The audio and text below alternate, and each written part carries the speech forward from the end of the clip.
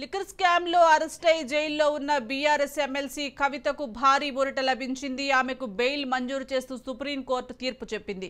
కవిత మార్చి 15వ తేదీ నుంచి తిహార్ జైల్లో ఉన్నారు. ఆమె ఆరోగ్యం క్షీణిస్తోంది. ఢిల్లీ లిక్కర్ స్కామ్ కేసులో నిందితులుగా ఉన్న వారికి వరుసగా బెయిళ్లు వస్తున్నాయి. ఢిల్లీ మాజీ డిప్యూటీ సీఎం సిసోడియాకు ఈ మధ్య బెయిల్ వచ్చింది.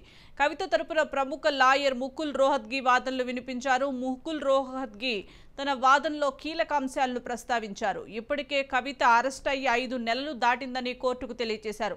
ఈడీ కేసులో 5 నెలలు, సిబిఐ కేసులో 4 నెలలు జైల్లో ఉన్నట్లుగా వివరించారు. ఈడీ, సిబిఐ విచారణ కూడా పూర్తయిందని, ఛార్జ్షీట్లు కూడా వేశారన్నారు.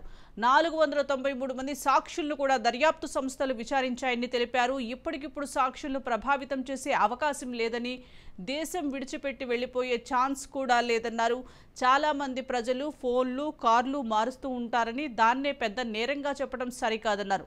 100 కోట్లు చేతులు మారినట్లు దర్యాప్తు సంస్థలు కేవలం ఆరోపణలు మాత్రమే చేస్తున్నాయని తెలిపారు.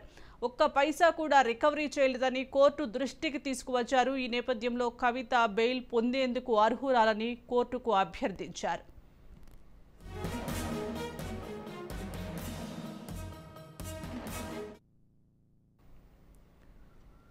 ఈడీ తరపున వాదనలు వినిపించిన ఎస్పీ రాజు కూడా కీలక అంశాలను ప్రస్తావించారు. కవితకు ఈడీ నోటీసులు వచ్చిన వెంటనే ఫోన్లు ధ్వంసం చేశారని తెలిపారు. అందులో సమాచారం పూర్తిగా ధ్వంసమైనట్లు వెల్లడించారు. వాటిని ఫార్మాట్ చేసి ఇంట్లో పని మనుషులకి ఇచ్చారని అన్నారు. విచారణ సమయంలో కవిత దర్యాప్తు అధికారులకు సహకరించలేదని కోర్టుకు తెలిపారు. ఫోన్ల ప్రస్తావన వచ్చినప్పుడు సుప్రీంకోర్టు కీలక వ్యాఖ్యలు చేసింది. చాలా మంది ఫోన్లు, కార్లు మారుస్తారని కవిత తరపున న్యాయవాది వాదిస్తుంటే రోజు ఇలా మారుస్తారా అని ప్రశ్నించారు. ఫోన్లు మార్చడం కామన్ కాదన్న ఈడీ న్యాయవాది ఈ కేసులో కావాలనే సాక్ష్యాలను కవిత నాశనం చేశారన్నారు.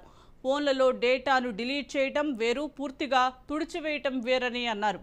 కవిత మాత్రం కావాలనే ఫోన్లను ఫార్మాట్ చేశారని, ఆమె ఇచ్చిన ఫోన్లలో 10 రోజుల డేటా మాత్రమే రికవరీ చేయగలిగామని ఈడీ తరపు న్యాయవాది కోర్టుకు తెలిపారు.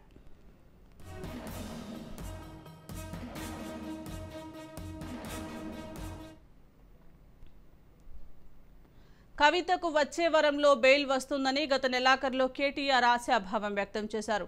అనుకున్నట్లుగా బెయిల్ రాలేదు. విచారణ వాయిదా పడింది. ఇప్పుడు విచారణలో బెయిల్ వచ్చింది. ఇక సిబిఐ, ఈడీ కూడా బెయిల్ విషయంలో పెద్దగా అభ్యంతరాలు వ్యక్తం చేయకపోవడంతో సుప్రీంకోర్టు బెయిల్ మంజూరు చేసింది. ఇప్పటికే చాలా కాలం నుంచి కవిత జైల్లో ఉన్నారు. సిబిఐ ఛార్జ్షీట్లు నమోదు చేసిందని, దర్యాప్తు కూడా పూర్తవుతున్న టైంలో బెయిల్ అవకాశాలు మెరుగుపడినట్లుగా బీఆర్ఎస్ న్యాయ విభాగం నిపుణులు అభిప్రాయపడుతున్నారు.